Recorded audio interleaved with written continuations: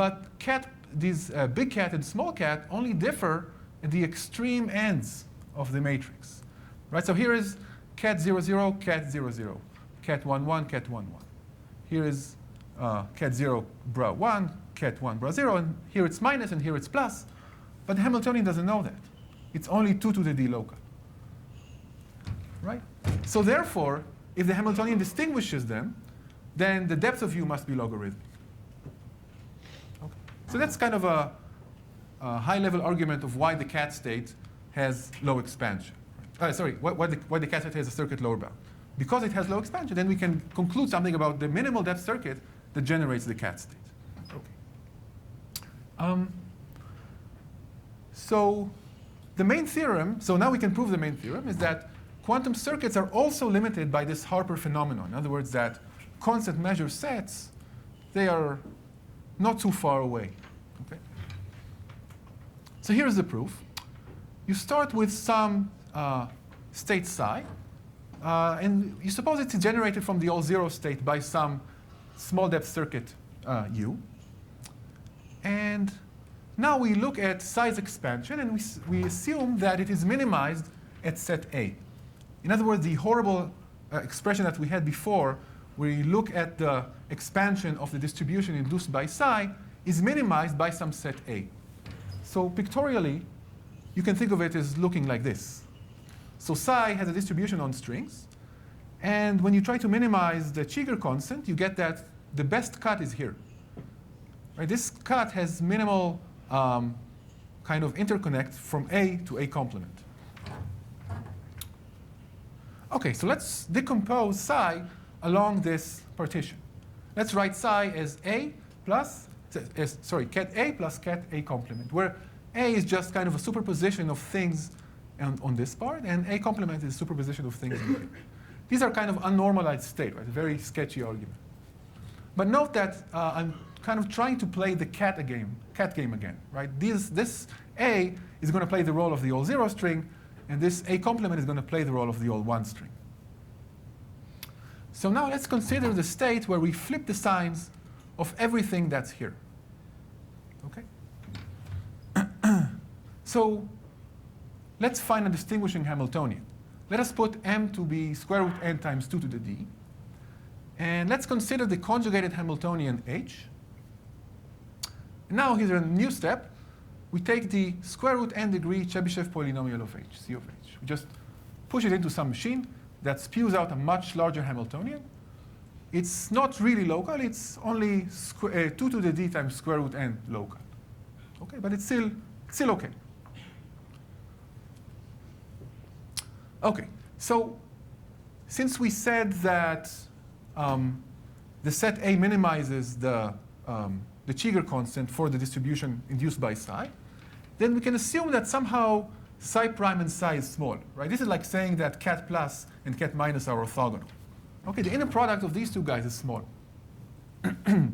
So therefore, if we look at how h distinguishes between psi and psi prime, we know that, well, psi has by definition eigenvalue 1, right, because it's generated from the all zeros.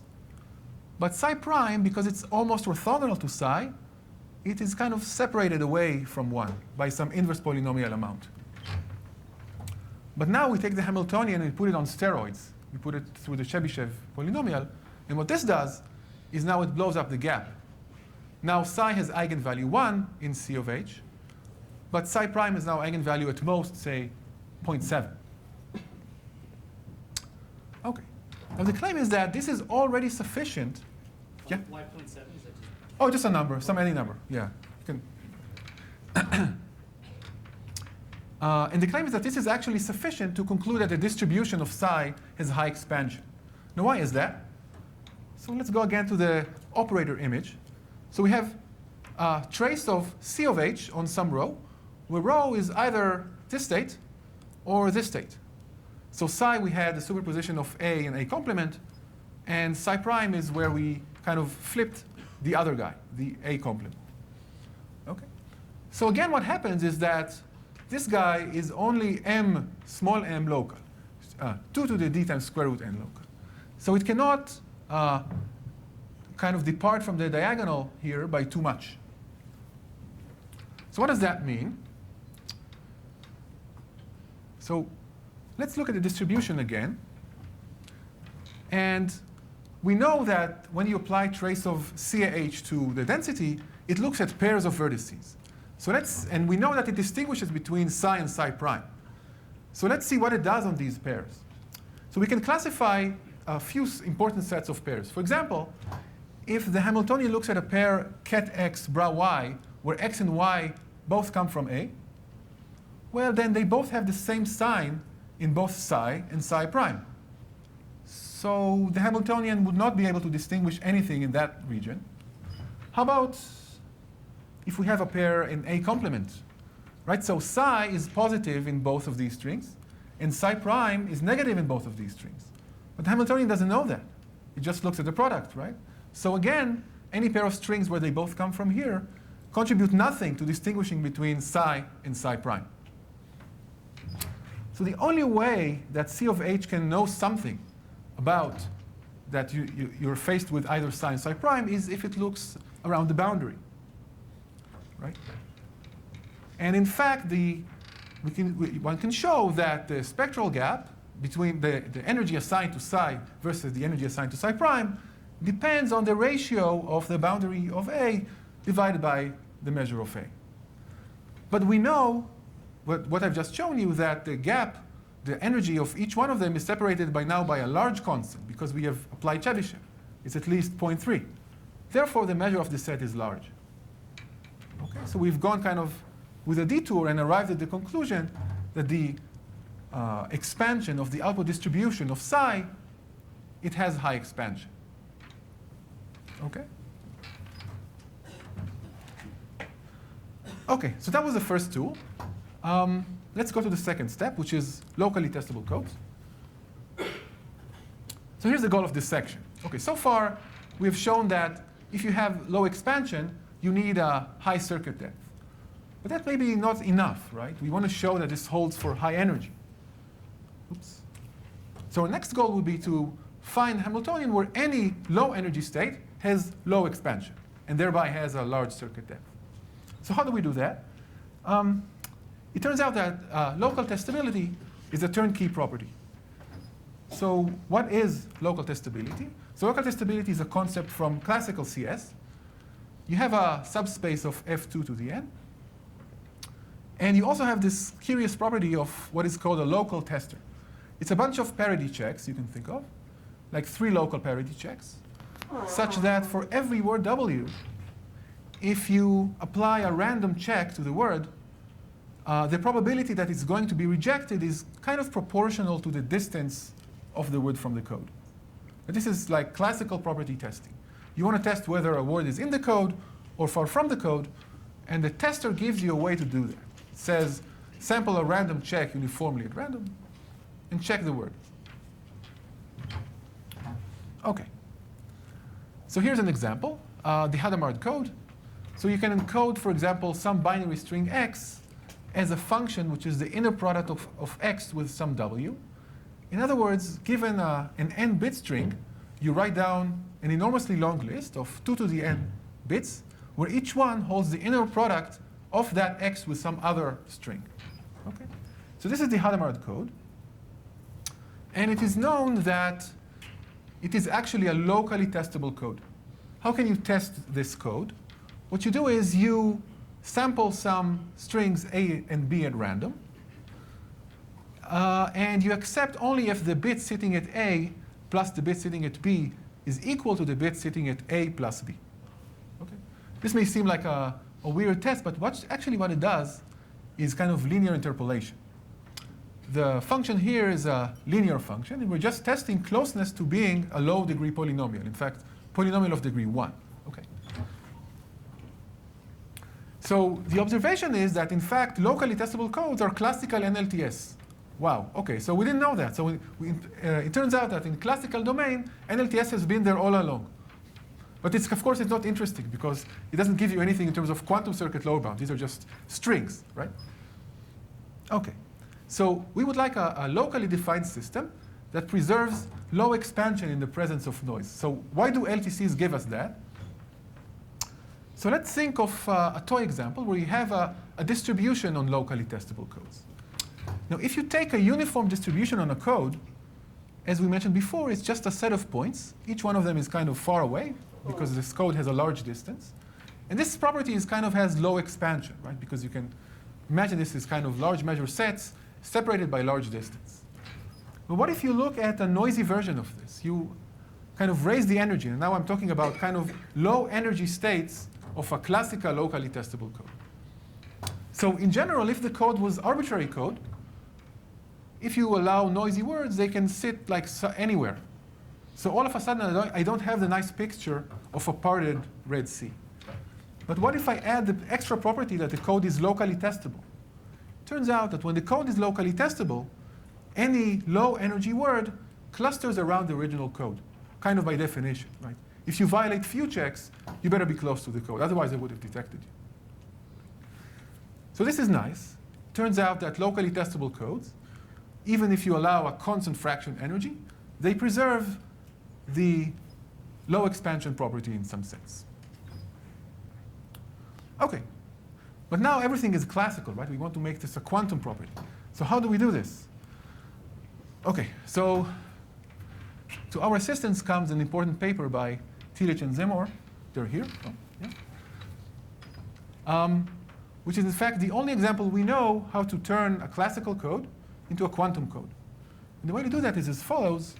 So you take in two classical codes C, and you take some product of these codes and make it into a quantum code. OK?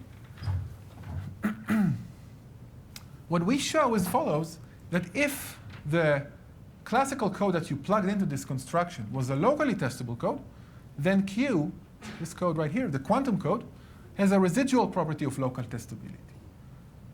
Okay, so informally speaking, it would have the same clustering kind of dynamics that I just showed you that happened for classical LTCs. OK, so here's the construction of Tillich and Zemor. So you take a parity check code C, and you associate it with that code like a Tanner graph, a bipartite graph, where A hold the bits of the code, and B is the parity checks on that code. And you consider the transpose of C, where this is the code where you do by flipping the roles of A and B. So the constraints are now bits, and the bits are now constraints. And this is C transpose. And, well, the definition of the code is that you take registers which are A times A and B times B, and you write two types of checks, X checks and Z checks, where the X checks is this expression right here, and the Z checks is this expression right here. I mean, more pictorially, it would be more satisfying. I think you would, every check here would act as the check of C on the first register, and a check of C transpose on the second register. And they exchange roles for the other set. OK? So this is how the hypergraph construction works. And we need another last tool. Suppose that I have a quantum code. I've already gone most of the way. I'm feeling already tired. And I have a quantum code with a residual property of local testability. And the noisy words cluster around the original code, so everything is fine. Now, what if they all cluster around the same code word? So you have the same image, but except now they all cluster around the single code word. So this distribution is no longer a low expansion distribution. So it could be that they all cluster around the same string. So then I'm kind of done for, right? So the solution to this is actually the uncertainty principle of Heisenberg. You can roll this principle and show that there is a high degree of uncertainty. In at least one of the X or Z bases, you would have at least two significant clusters. In other words, you cannot cluster around the same code word in both bases. At least one of them is going to be highly uncertain. OK? So I think we're at the point where we can wake up and put it all together. Here's the construction. We take the Hadamard code, which is a locally testable code. We reduce its degree as a bipartite graph. This is kind of a technical thing, but we need it. And then we apply the hypergraph product to C prime. We get a quantum CSS code from a classical code. And now we want to argue that the local constraints of the new code constitute an NLTS Hamiltonian. Okay. So how do we do that? Suppose you fix some low energy quantum state. Then, by the uncertainty principle, it superposes non-trivially on at least two distinct clusters. And these clusters correspond to different code words of a locally testable code with large distance. Thereby, by the kind of image that I showed you before, this distribution is low expansion.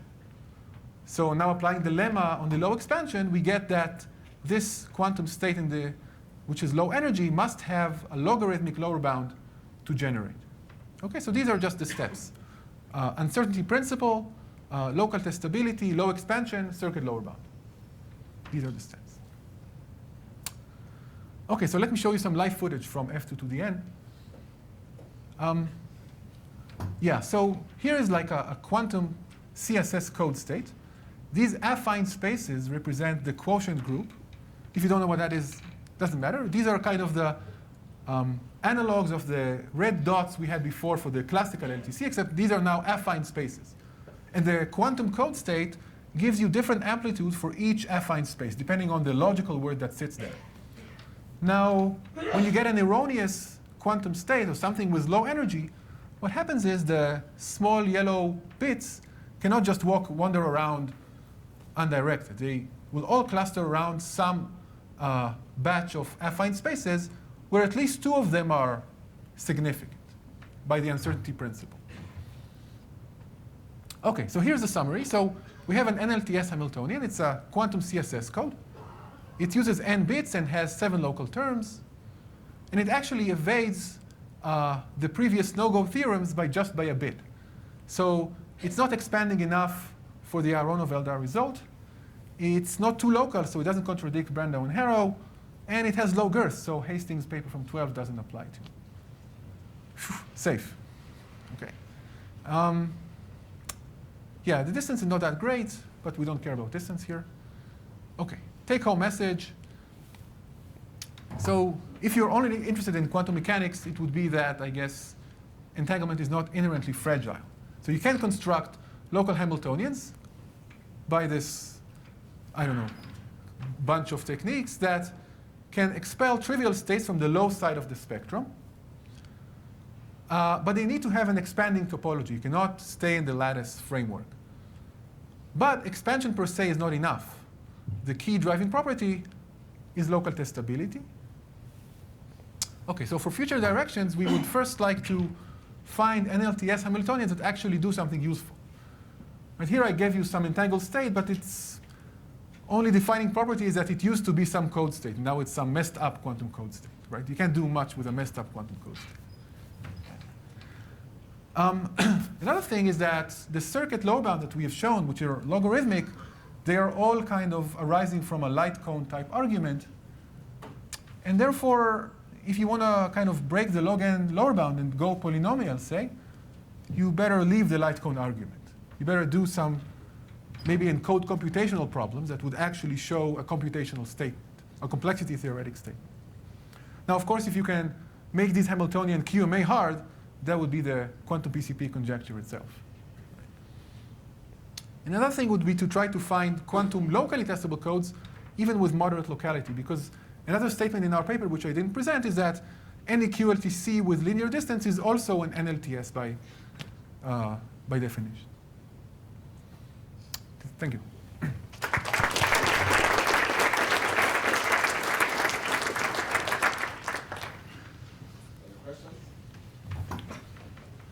Yeah. Sorry? How important was it that you started with the Hadamard code in your construction? Oh, you can use any code. So any locally testable code would be fine. I mean, how does the locality in the classical code translate to the? Well, so the local test of the Hadamard is 3 local, so you get 3 plus 3 plus 1, which is 7. If you would go to another tester, you'd get another local Hamiltonian. Yeah. Okay, maybe this is a simple question, but does this statement apply to mixed states of flow energy in your spectrum? Yeah, of course. I mean, mixed states is just a distribution over pure state. So it would say that, if you have a density matrix which has low energy, when you sample like from that ensemble, you get something with a circuit lower bound. With high probability, that is. Right? I mean, if you have a mixed state with low energy, it could be that you get something, a pure state which is like seriously high energy, and for that pure state, the lower bound doesn't hold, right? It could be trivial. But, okay, see what I mean? You would just need to kind of make this statement on average, right?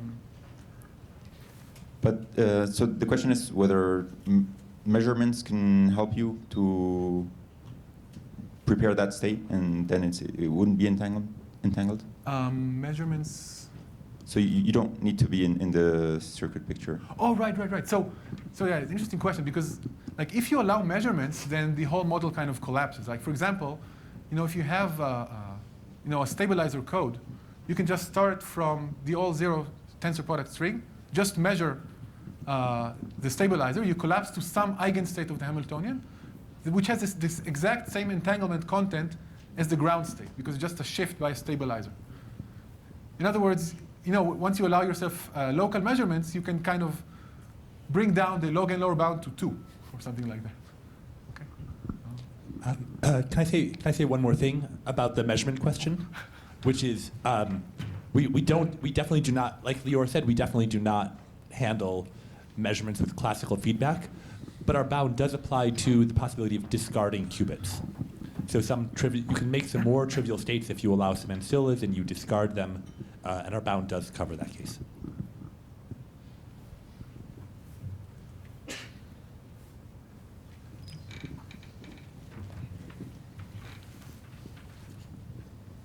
Could you quickly comment on the use of the Chebyshev polynomial? Why that particular polynomial? So it's, okay, I don't need a slide. So this is kind of the minimal degree polynomial that would give you a constant spectral gap.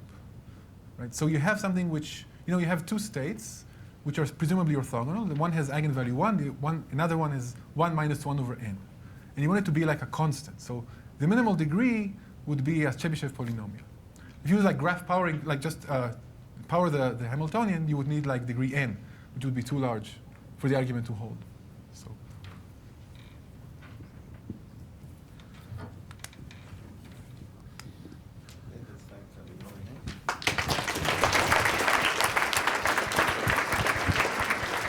Before you go, Nick, before you go, I just have a couple announcements. So we're going to split up into parallel sessions. Everybody knows the other room is up 2 floors.